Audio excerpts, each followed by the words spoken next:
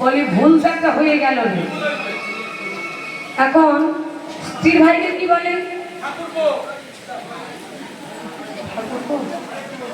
ঠিক বললো? হ্যাঁ, শালা শালা বলে তো। এখন রঘুনাথে কি করেছে, তার শালার দরজার সামনে শুয়ে রেখে চলে এসেছে। এই চলে কি আবার ঠিক করে আসে। বসে বললি কেন? জানি না, ওখানে থাকবে। ঠিক আছে, তাহলে তাই থাকবে। বলুন তো মা, দরজার সামনে যদি কেউ শুয়ে থাকে, যে ঘর থেকে বাইরে যাবে, তার প্রথম কোথায় পড়বে?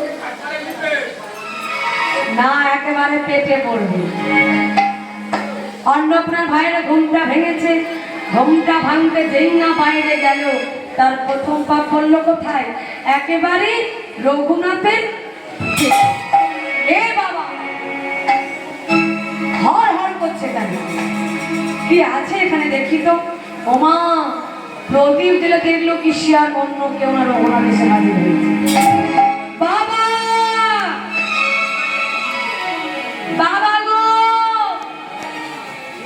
বাবা, বাবা, বাবা, সর্বনাশ হয়ে গেছে বাবা।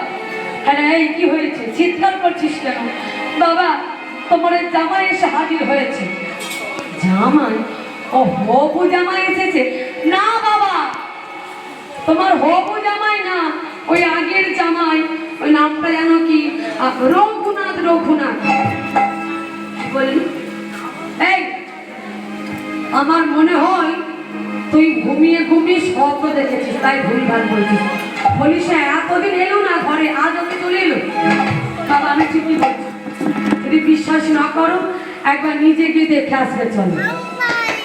যখনই গেল দেখতে, দেখলো কি দরজার সামনে ঘুম